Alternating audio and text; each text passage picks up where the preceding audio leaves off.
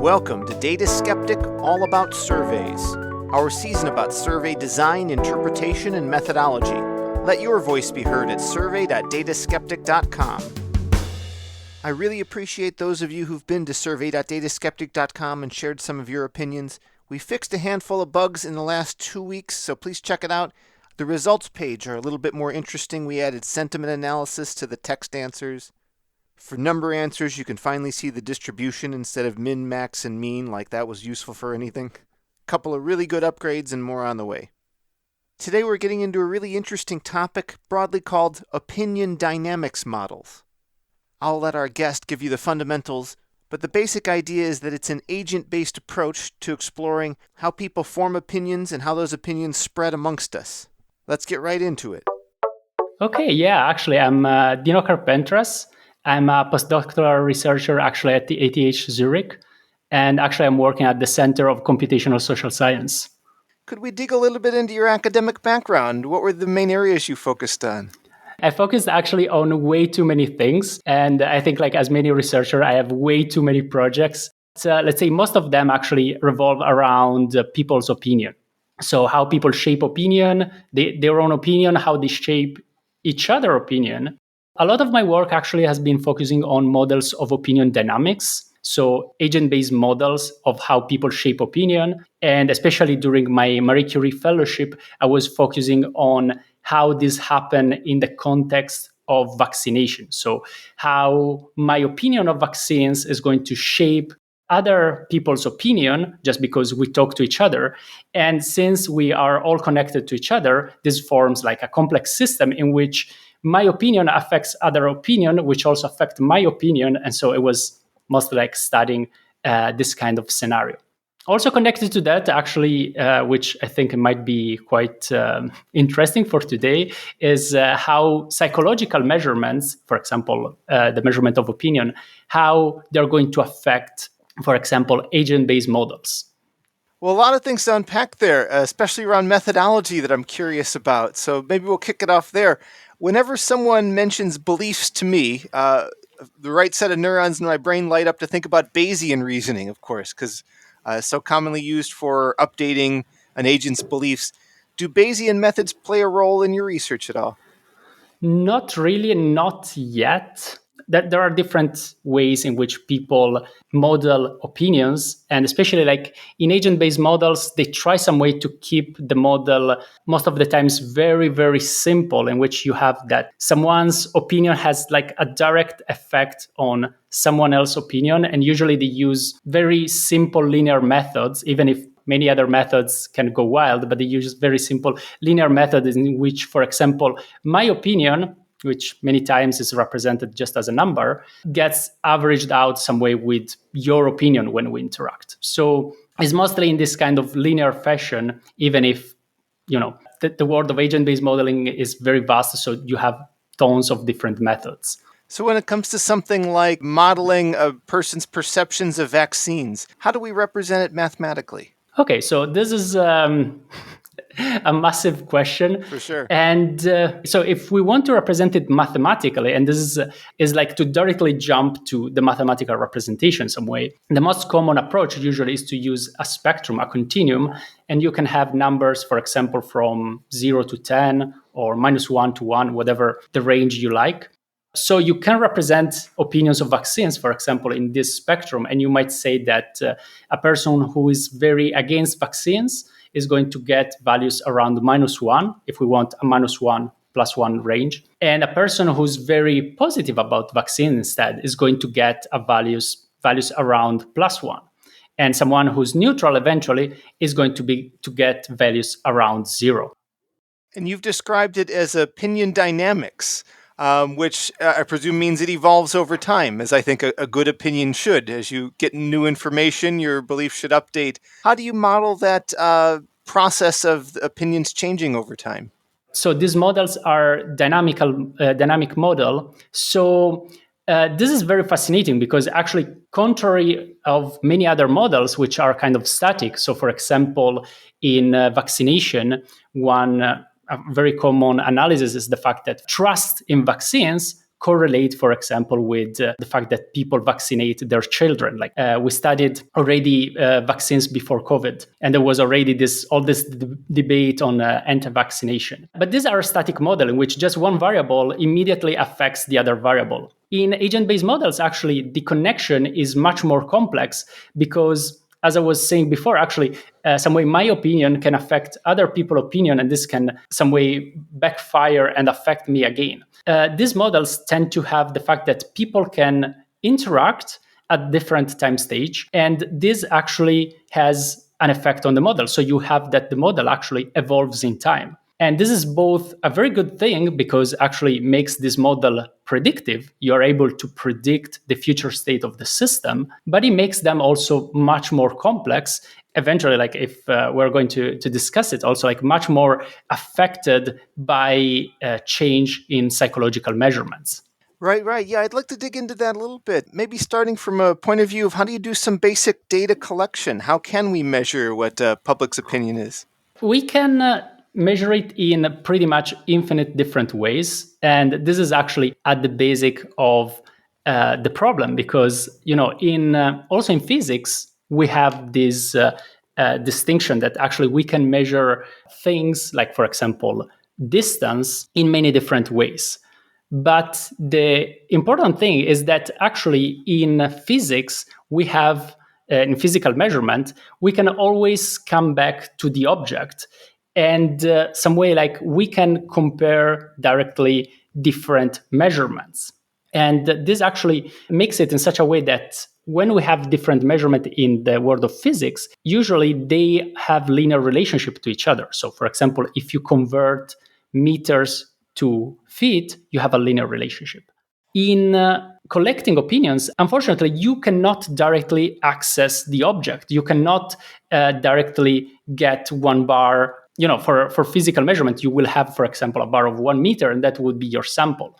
Unfortunately, in the physical world, you cannot have your unit of measurement. We don't have a unit of happiness, for example, a unit of opinion. This makes it very complex to ask. So when we actually try to get what is called the latent construct, for example, happiness, we cannot directly access it. And so we access some other things, which usually we access through different questions. So for example, if we want to measure opinion, we can ask some people to respond to a specific question. If we want to measure the left-right spectrum, we might ask something about gun control or immigration.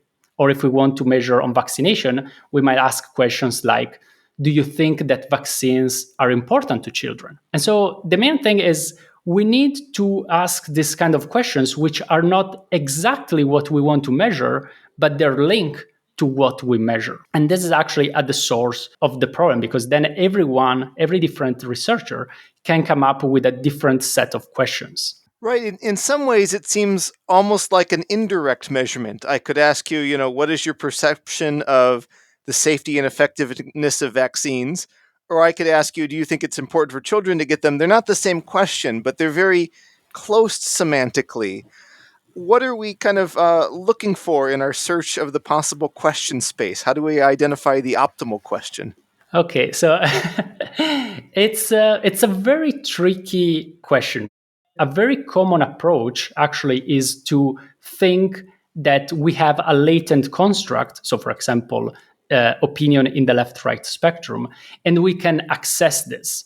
The problem is, as you said, like which kind of questions do we ask? And there is no standard rule. There are a series of many different methods, different procedures, which check what is called validity. And they check, for example, if your questions make sense. So if you are asking if you want to measure attitudes toward vaccination, then you should ask questions on vaccination. And you should not ask a question like, how tall are you? Or do you like flowers? Or this kind of questions. It might sound stupid, but actually there are some tests which go in this direction that want to measure in an indirect way what actually they really want to measure. So the main problem is you have an infinite set of possible questions, and we have some ways to measure if the question are good in the sense that they are measuring the right construct, But unfortunately, this is not a unique set. And so everyone can some way come up with their own set. And yes, methods are mostly like regarding validity. And again, they mostly measure if you are measuring the right thing, the right construct. When you measure with a question, there's a format for the question you could ask. Anything from a free text field, which obviously has some challenges in how you parse it, to maybe asking someone to rate something on a scale of 0 to 10, or 1 to 10, or 0 to 100, or minus 10 to 10, like any number of ranges. What sort of considerations do you go into in deciding how to frame the question? It really depends on what you're trying to measure. So, for example, you might have tests which are actually more related to ability. So, for example, intelligence. In that case, actually, you definitely want some way to measure directly like the ability. So, for example, you might want more close set of answers, like a choice between different possibilities in such a way that the test is standard. But actually, with other methods, like for example, if you want to measure things like opinions, technically you can go wild. You can choose pretty much whatever you want as long as you can prove some way that you're measuring the same thing. So, for example, you can go with standardized tests which have multiple choice. Or you can also go online and look at tweets and then use some methods, for example, to extract the opinion from the tweets. So the way you ask the question and the way you extract the number, unfortunately, there are so many different possibilities. Everyone some way can choose their method. We have some ways to clearly say that a method is wrong, but unfortunately, we do not have methods for saying which method is the best.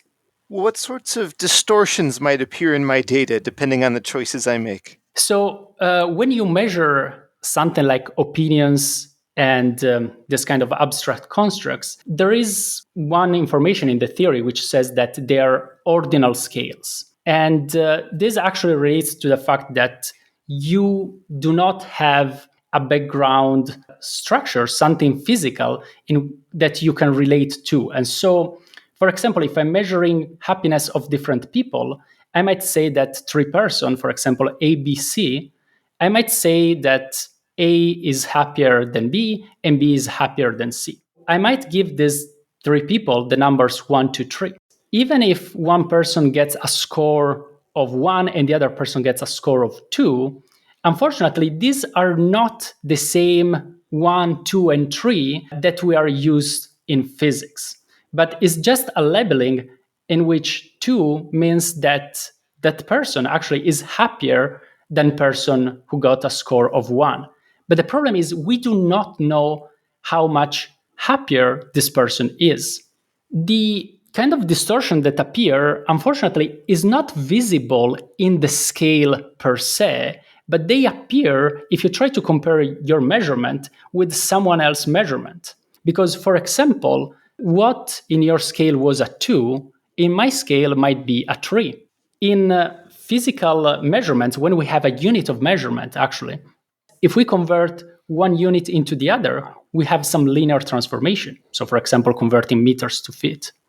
But when we have this kind of measurements of opinions, for example, if we develop our scale independently, like you develop your scale, I develop my scale, the problem is the transformation from my scale to your scale in general is going to be a non-linear transformation. So if we plot my scale versus your scale, we won't see a nice line, but we will see something which goes ups and down in a very weird fashion. And this actually is what has been called as distortions.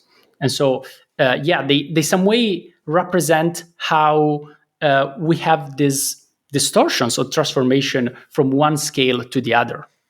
Well, I'm thinking now about opinion dynamics and how you model it and what sort of modeling choices you have to make. And it seems like there could be a lot of network analysis at play in here. That, if everyone in my life is conservative or versus everyone in my life is liberal, versus I have a mix of both opinions in my life, that who I surround myself with will affect what I'm likely to believe. Can you capture that in the modeling phase?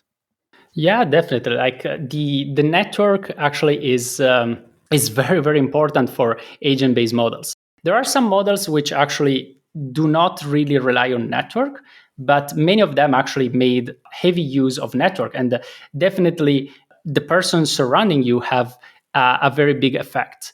It is important also that actually you might have different types of networks. So, for example, one study that we were doing, we were connecting people not based too much on their real connection. So, the fact that, for example, they follow each other on Twitter or Facebook or they know each other in real life, but on the fact that actually they share similar opinions. And actually, this might sound weird, but actually, this was representing how well two people then would be able to interact and how well they would be able to influence each other. Because the thing is, if me and you, for example, have a very similar opinion on some things, I will be more able to influence you on many other topics, and vice versa. You will be able to influence me. But if we have like a very big gap, then we would have a very weak connection. There are several studies on the importance of network, and actually what we were showing is that actually there is also a very important aspect on network representing like how similar two people are in terms of their opinion, because then this is really showing the influence pattern, how influence some way can flow through the system. And is there any, I don't know, axis? I don't know how to describe it, but how does truth play into this discussion? There are some studies about which try to integrate truth. I don't know too much about them, but let's say a lot of the analysis it's also being shaped by today's day and age, because like some way we thought that we could give a lot of things as granted, for example that earth is not flat, etc. But then a lot of people are treating this as kind of opinions. There are different models. Actually, some are more focused with opinions which actually relate to topics like immigration, gay rights, etc., in which like it's more, a matter of personal opinion. And then there are other models which were more concerned with topics like guessing the distance of the moon from the earth. The problem is we still don't know exactly where to draw a line, because some people, for example, might say that the moon doesn't even exist. And so this would actually make this kind of models, which actually should be based on truth, into models which actually are based on personal opinion. Yeah, it's an interesting dynamic. I'm glad you brought up like flat Earth and what the moon is made of, because to me, there's very little complexity to it. We can say we know the truth of it versus, how long should the lockdowns be between 0 and infinity days? There's a certain debate somewhere. Can the same models describe the dynamics of both systems? We are still exploring this because so we observe definitely that there are different dynamics, that when people talk about opinions do not behave in the same way as when they are talking, for example, about something that they know that there is a true answer. Because, for example, if I tell you to guess the distance between Earth and the moon, and then I tell you that actually you guess wrong and I give you the right answer, you are very likely to then adopt my answer. But if I ask you a personal question, like any personal opinion on, what is your favorite food? And then I say like, oh, this is wrong. The right answer is pizza. I don't know if you're already, your favorite food is pizza, but definitely people usually do not take well if you tell them that their personal ideas and choices are wrong. So the dynamics is definitely different, but we are observing that some topics actually are moving into the domain of personal opinion, and we still don't know actually if there is a hard line or if there is kind of a continuum between the two. So we're still puzzled by people in general, because people can do very crazy things. So there is still much more to explore. Yeah, if we take the agent-based approach, I mean, technically the most complex version is every agent is their own Turing machine. I have independent thought, I can do whatever I want, but I can't imagine you can model the complexity of every person. How do we take an agent-based approach to these things?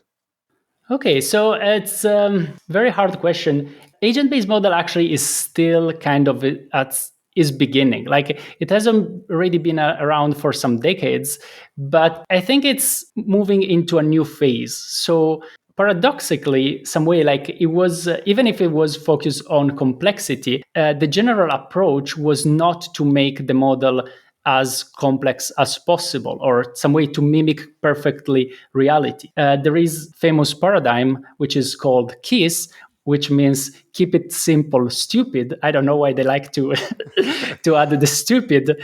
And also it was fun because then it was a second model came up and it was called kids, which was keep it descriptive stupid. So there was really a trend of adding stupid, but I'm getting sidetracked here. The main approach actually was to keep the entire system as simple as possible while still preserving the complexity.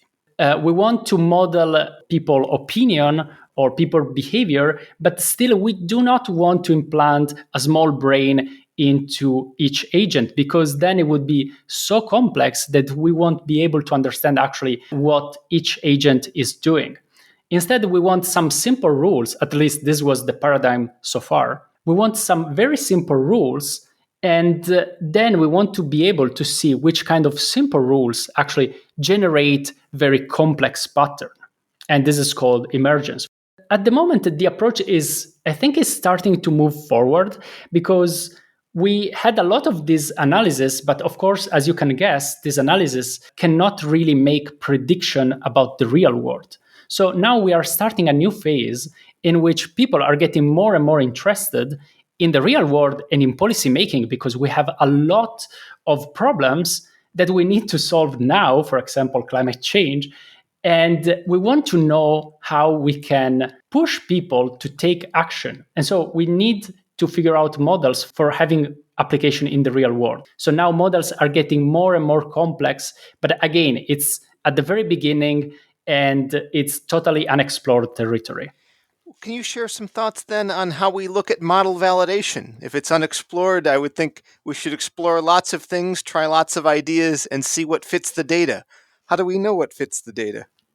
So here actually comes one of my work, which unfortunately, instead of solving the problem, it just showed we have an even bigger problem.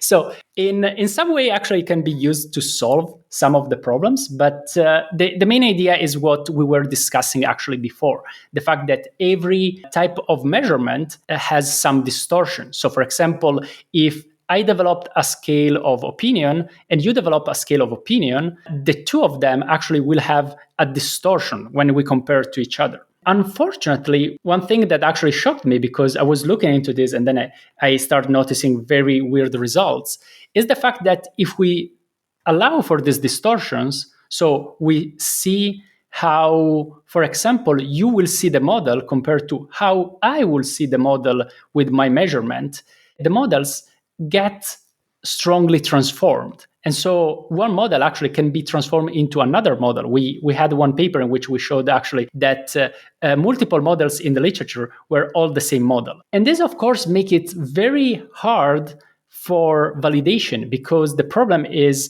if you have standard approach for validation would be like to check if my model is producing data which are the same or some way that they are comparable with the data in the real world. But the problem is that now, depending on the scale, we can have completely different results. And so, yes, this is actually something that definitely we are exploring, and it needs more exploration, because before we were thinking of just comparing the pattern. Now we figure out that actually we cannot just compare the pattern, because the pattern will look different in different scales. Well, when it comes specifically to the study of opinions as they relate to vaccine hesitancy, I think there's a pretty good history of this. Obviously, the pandemic has put the word vaccine prominently in all of our minds, but before that, I'm aware of the scandal where Andrew Wakefield put forward the scientifically inaccurate claim that vaccines caused autism. So there's been, decades of kind of opinions floating around about the nature and safety of vaccines. How do you approach the historical data set? The short answer is I don't know, but there are multiple ways.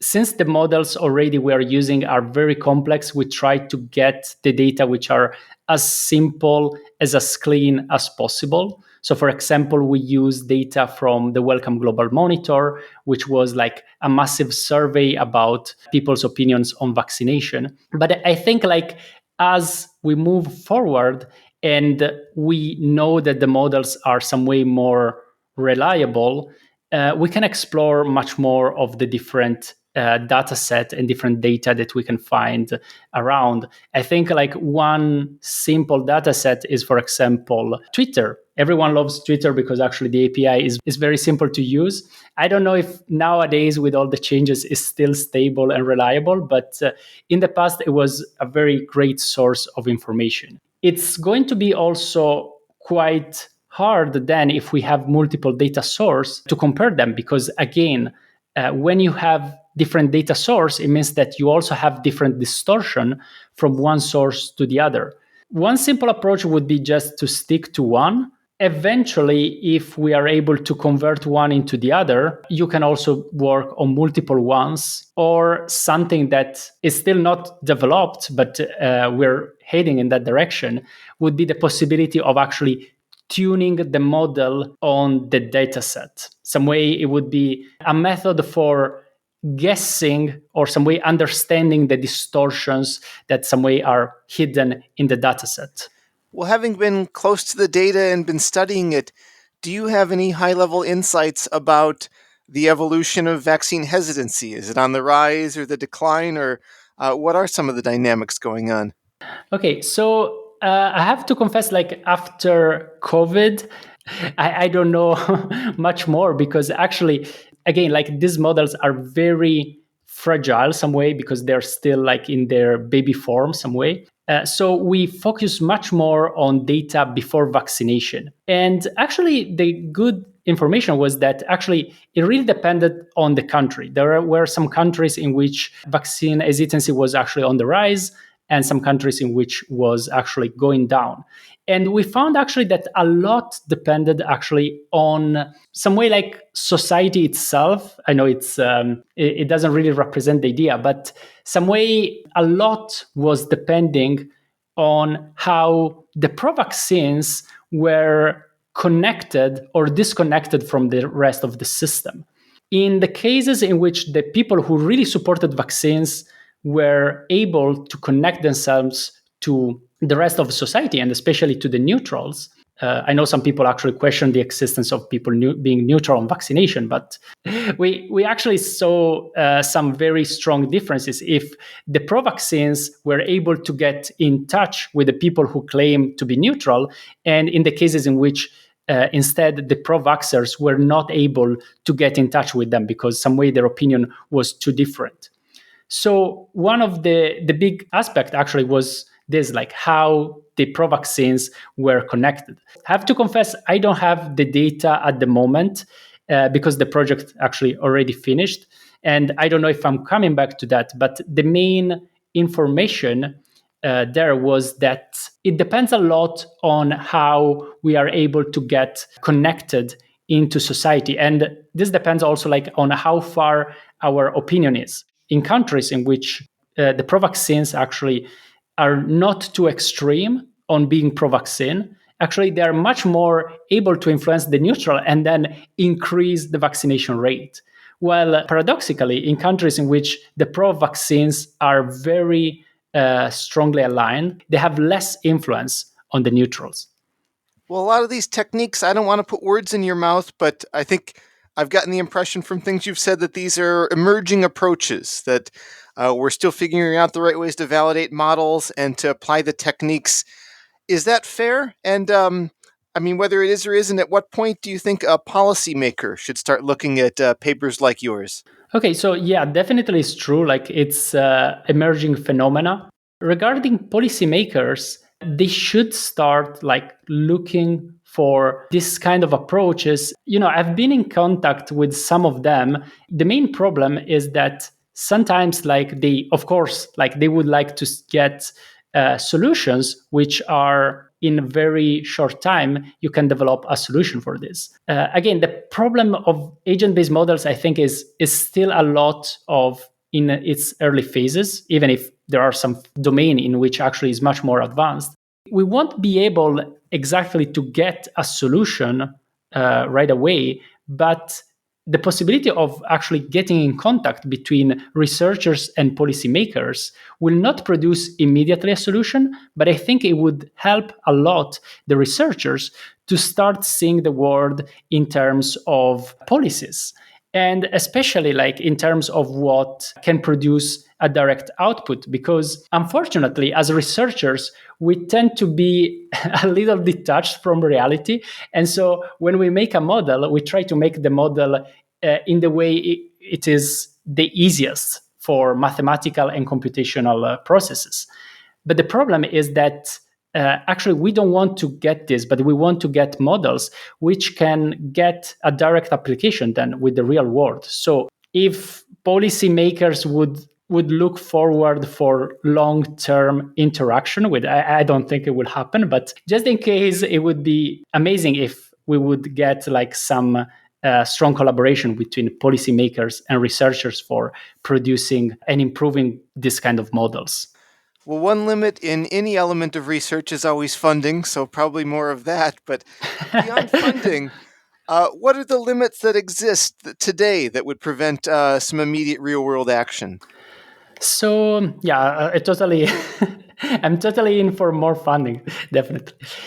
Regarding like the limitation, I think a lot of the problem is really in the fact that when we develop a model, we don't look for variables which are directly measurable. Like for example, sometimes we have, even just opinions. We didn't even bother in the model to define what an opinion is. Part of my work was in showing that just the definition of opinion has a massive effect on the model. I think one of the main obstacles at the moment is really that we developed this model in a way too abstract way, and we didn't focus on keeping the model measurable, keeping the model in such a way that all the variables and the outcomes actually can be measured and directly be validated. Well, we spent way too much time, even if I think it was needed because the field needed to develop. But I think we spent too much time actually in developing models which are amazing from the mathematical point of view. They're very formal, they're very nice, very static. We can analyze them with a lot of different tools. But unfortunately, then we have so many different problems when we try then to understand how this model relates to the real world. Well, our series, as I think I mentioned in our early correspondence, is all about surveys, and we're kind of looking at different research that utilizes surveys in some respect. Given you have expertise here, do you have any advice for people who are going to use surveys to measure these types of questions, whether it be vaccine hesitancy or related fields? What are some of the ideal ways to design a survey to get good data? Designing survey to get good data, well, definitely it depends on what you want to measure. One way to, and this is actually something that I'm thinking about and I'm trying to push in the research, is the fact that too often we try to measure things, for example, like opinions, happiness, etc., usually using one single scale.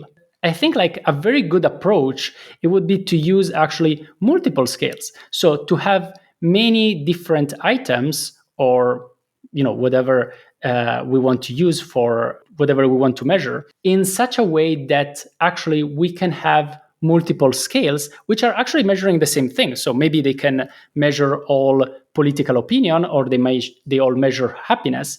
But having actually multiple measurements is going to be a very good way then to observe if the test we want to make with the survey or whatever we want to analyze or produce, for example, a model, is actually robust to all these different measurements.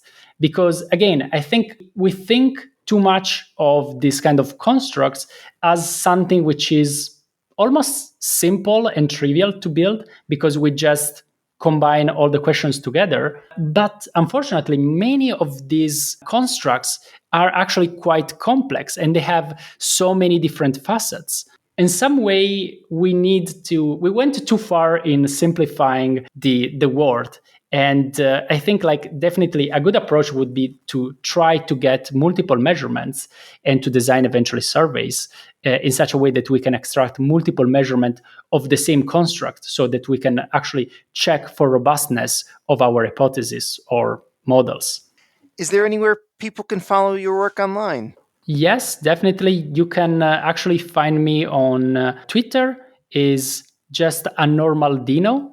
Or you can find me on my website, is dinocarp.com. That's it. We'll have links to those in the show notes for listeners to follow up.